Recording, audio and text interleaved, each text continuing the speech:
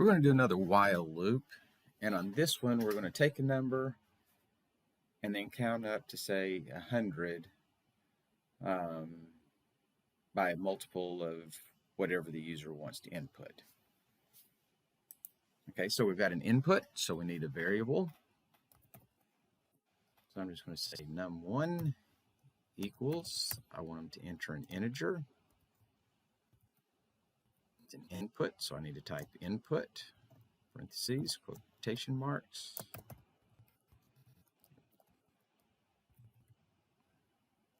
Okay, so we'll have them enter an integer.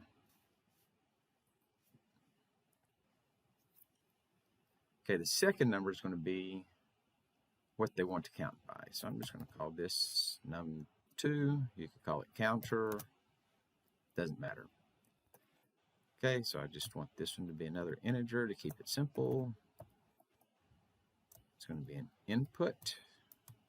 Parentheses, quotation marks.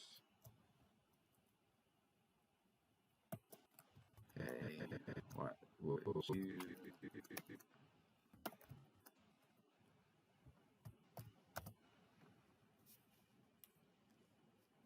All right, so now we're asking what they want to count by. You can count by 5s, 3s, 2s, 1s, 12s, doesn't matter.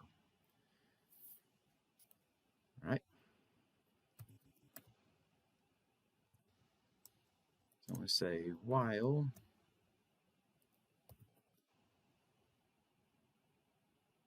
num1 is less than, let's say we count up to 100.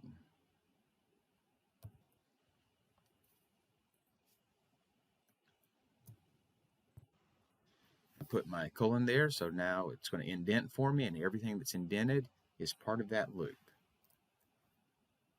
So we're going to start out with print num1, so that'll print the first number they type in, and then we want to count up by their counter number. So we're going to say num1 equals num1 plus num2. So if their counter is 2, then we'll count up by 2s, by 4s, 8s, 3s, doesn't matter. Let's run this and see what happens. Okay, let's enter an integer. So let's say enter 6. What would you like to count up by? Let's count by 5s.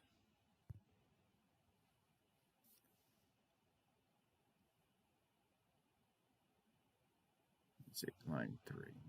Let's...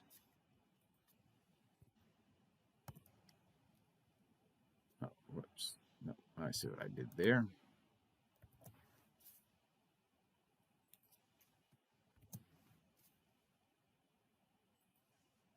I didn't have a variable num. I had num1 and num2, so I left off the 1. All right, so let's try again. Let's count by 5s.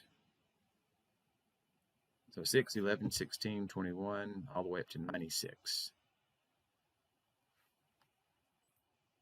Let's try it again. Let's say we put in, and we want to count by 8. 12, 20, 28, 36, up to 92. So that's our simple while loop.